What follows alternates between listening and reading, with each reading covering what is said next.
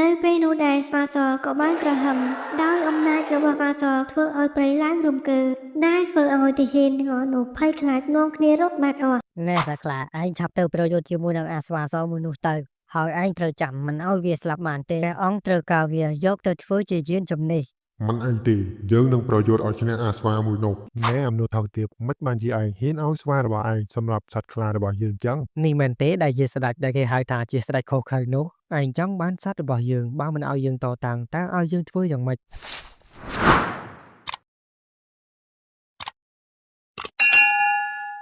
កាលពីព្រៃនាយមានស្ដេចមួយអង្គដែលចូលចិត្តចាប់សត្វព្រៃមកដាក់ក្នុងទ្រុងដើម្បីចិញ្ចឹមហើយទ្រង់តែងតែដាក់ចំណីឲ្យសត្វទាំងអស់នោះស៊ីជារៀងរាល់ថ្ងៃទ្រង់តែងតែឲ្យទាហានចាប់មនុស្សយកមកឲ្យធ្វើជាចំណីសត្វលោកកមាតើលោកមានដាក់ចំណីឲ្យសត្វទៅយើងចិញ្ចឹមស៊ីដែរទេនឹង ក្រាបទូលព្រះអង្គខ្ញុំម្ចាស់បានអបិសិហើយប៉ុន្តែព្រះអង្គប្រតិគិរិទ្ធជាច្រើនខន្តមាមកលើព្រះអង្គខ្លាំងណាស់ប្រសិនមកយើងចាប់មនុស្សមកឲ្យសត្វណៃព្រះអង្គចិញ្ចឹមទៀតនោះមនុស្សនឹងសោះអស់ពីនគរហើយព្រះអង្គយើងមិនខ្វល់ទេឲ្យតែសត្វយើងចើទៅបានហើយ ស្ដេចនៅក្នុងនគរនេះមិនមែនជាស្ដេចដែលល្អនោះទេទ្រង់តែងតែចាប់មនុស្សជាច្រើនមកធ្វើជាចំណីសត្វដែលទ្រង់បានចិញ្ចឹមចំណែកប្រជារាស្ត្រពួកគាត់តែងតែភ័យខ្លាចនៅពេលដែលទាហានចុះទៅចាប់ពួកគាត់ម្ដង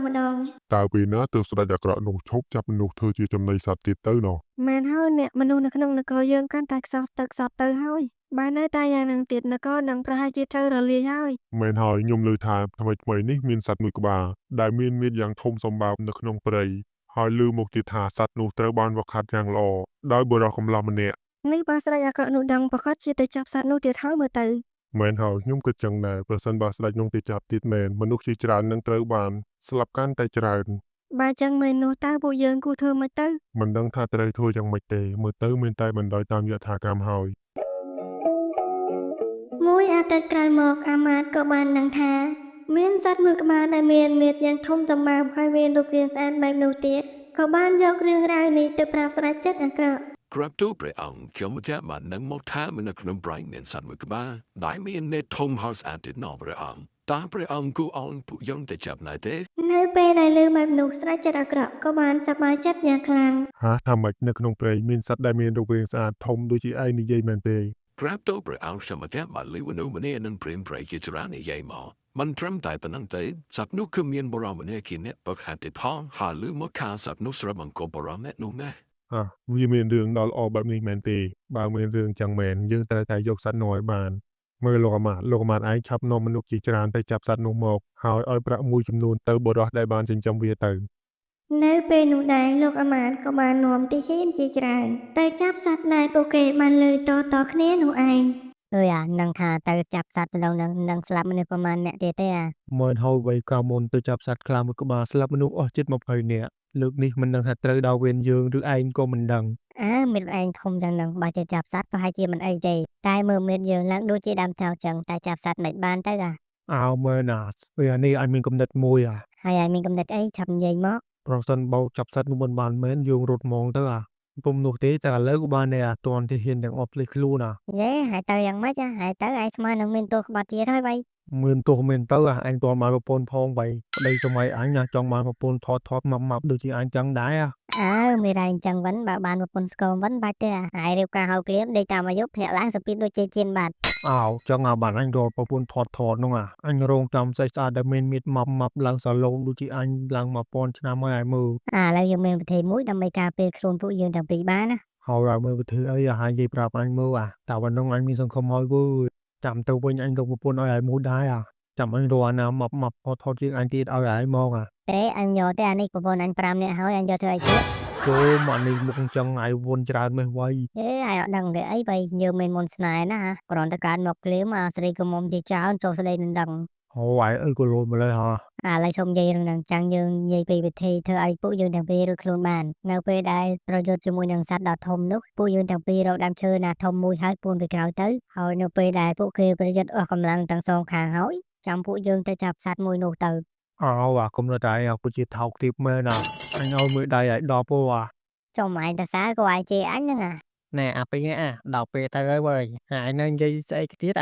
ណែស្វាសមិនក៏ឯងថ្ងៃនឹងដូចជាមិនសូវស្រួលសោះចឹង បាទលោកម្ចាស់ខ្ញុំមានអារម្មណ៍មិនទេលោកម្ចាស់ដូចជាមានអារម្មណ៍ថាកំពុងតែមានគ្រោះថ្នាក់ហើយតាំងពីម្សិលមិញមកម្លេះ ហាតើមានគ្រោះថ្នាក់អីមែនទេ ខ្ញុំក៏អត់ដឹងដែរលោកម្ចាស់គាត់តែមានអារម្មណ៍ថាមិនស្រួល បើអញ្ចឹងមែនថ្ងៃនេះយើងមិនបាច់ចេញទៅក្រៅទេចង់ចាំយើងចេញទៅរកចំណីមកឲ្យឯង បាទលោកម្ចាស់នៅពេលដែលលោកម្ចាស់ចេញទៅវាចាខ្លួនផងណា នៅពេលដែលបរិសដែលជាម្ចាស់ស្វាសបានចេញទៅរកចំណីបានបន្តិចស្រាប់តែទាហានដែលស្ដេចបានបញ្ជាមកក៏បានមកដល់ទីនោះនៅពេលនោះដែរពួកគេក៏បានឃើញស្វាសកំពុងតែដេក ហ៎លោកមេតូតស្វានេះធំណាស់លោកមេតូតវាធំយ៉ាងណាក៏ដោយត្រូវតែចាប់វាឲ្យបានបើចាប់មិនបានទេព្រះអង្គប្រកាសជាប្រហារជីវិតពួកយើងទាំងអស់គ្នាមិនខាន តែលោកម្ចាស់វាធំខ្លាំងណាស់ ទោះបីយ៉ាងណាក៏ដោយត្រូវតែចាប់ឲ្យបាន នៅពេលនោះដែរពួកគេក៏បានដើរតម្រង់ទៅសត្វស្វាមួយនោះនៅពេលនោះដែរស្រាប់តែបរិសដែលជាម្ចាស់ស្វាសក៏បានដើរចូលមកយ៉ាងលឿន ណែពួកឯងទាំងអស់ចង់ធ្វើអ្វីមកលើសัตว์របស់យើង អូឯងគឺជាម្ចាស់របស់ស្វាសនេះមែនទេ មែនហើយតើពួកលោកមានការអ្វីមែន យើងមិនមានការអ្វីទេព្រះអង្គបានឲ្យយើងមកចាប់សត្វស្វាមួយនេះ នេះគឺជាស្វាដែលយើងខំចិញ្ចឹមពួកឯងមិននឹងមកចាប់ស្រួលៗទៅបើពួកឯងមិនចង់ស្លាប់ទេឆាប់ចេញឲ្យឆ្ងាយទៅ នៅពេលដែលបានឮសំឡេងស្វាសក៏បានភ្ញាក់ដឹងខ្លួន ហ៎លោកម្ចាស់តើមានរឿងអ្វីនឹង ពួកគេចង់មកចាប់ឯងនឹងស្វាសឯងឆាប់បណ្ដេញពួកគេចេញឲ្យអស់ទៅ នៅពេលនោះដែរស្វាសក៏បានក្រហមដោយអំណាចរបស់ស្វាសធ្វើឲ្យព្រៃឡើងរំកើដែលធ្វើឲ្យទាហានទាំងអស់នោះភ័យខ្លាចនាំគ្នារត់បាត់អស់ដោយសារតែពួកគេពុំដែលឃើញសត្វស្វាដែលមានមាឌធំបែបនេះនោះទេមេទ័ពក៏បានយករឿងទាំងអស់នេះទៅទូលស្ដេច ព្រះអង្គសត្វស្វានោះមានមាឌធំខ្លាំងណាស់ពួកយើងទាំងអស់គ្នាមិនហ៊ានប្រយុទ្ធជាមួយទេចំណែកបុរសអ្នកនោះវិញគេមិនព្រមឲ្យសត្វនោះមកយើងទេ ហាឯងថាម៉េចឯងថាវាមិនព្រមឲ្យសត្វនោះមកយើងមែនទេហើយគ្នាឯងយ៉ាងច្រើនមិនបានមិនប្រយុទ្ធទៅ ក្រាបទូលព្រះអង្គវាមានមាឌធំខ្លាំងណាស់បើពួកយើងទាំងអស់គ្នាប្រយុទ្ធជាមួយនឹងវាប្រកាសជាត្រូវស្លាប់មិនខាន បើអញ្ចឹងមែនឯងឆាប់ទៅយកសត្វខ្លានៅក្នុងទ្រុងដែលយើងចិញ្ចឹមយកទៅប្រយុទ្ធជាមួយនឹងវាទៅយើងមិនជឿថាសត្វខ្លាដែលយើងខំចិញ្ចឹមវាយមិនឈ្នះសត្វស្វាមួយនោះទេក្រាបទូលព្រះអង្គ លោកមេទ័ពក៏បានយកសត្វខ្លាដែលព្រះអង្គបានចិញ្ចឹមយកទៅប្រយុទ្ធជាមួយនឹងស្វាស យើងមិនជឿថាសត្វខ្លាមួយនេះมันអាចប្រយុទ្ធឈ្នះស្វានោះទេចាំមើលតើឯងនឹងធ្វើជាយ៉ាងណាស្វាសចង្រៃ មេទ័ពអ្នកនោះក៏បានធ្វើដំណើរយ៉ាងលឿនដោយខ្លួនរបស់គាត់អង្គុយនៅលើសត្វខ្លាមួយនោះលុះពេលដែលពួកគេបានទៅដល់ ណែសត្វខ្លាឯងឆាប់ទៅប្រយុទ្ធជាមួយនឹងអាស្វាសមួយនោះទៅហើយឯងត្រូវចាំមិនឲ្យវាស្លាប់បានទេព្រះអង្គត្រូវការវាយកទៅធ្វើជាយានជំនិះ មិនអីទេយើងនឹងប្រយុទ្ធឲ្យឈ្នះអាស្វាមួយនោះលោកម្ចាស់មេទ័ពអ្នកនោះមកទៀតហើយ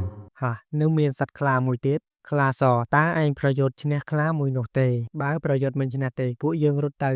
មិនអីទេលោកម្ចាស់ ភ្លាមនោះសត្វស្វាក៏បានទៅប្រយុទ្ធជាមួយនឹងខ្លាដោយសារតែការប្រយុទ្ធដ៏ខ្លាំងក្លាក៏ឲ្យធ្វើព្រៃទាំងមូលឡើងរំកើដែលមានពន្លឺយ៉ាងភ្លឺចន្ចាចប៉ះទង្គិចគ្នាភ្លាមនោះដែរស្វាសក៏បានប្រើកម្លាំងដៃដ៏ខ្លាំងក្លា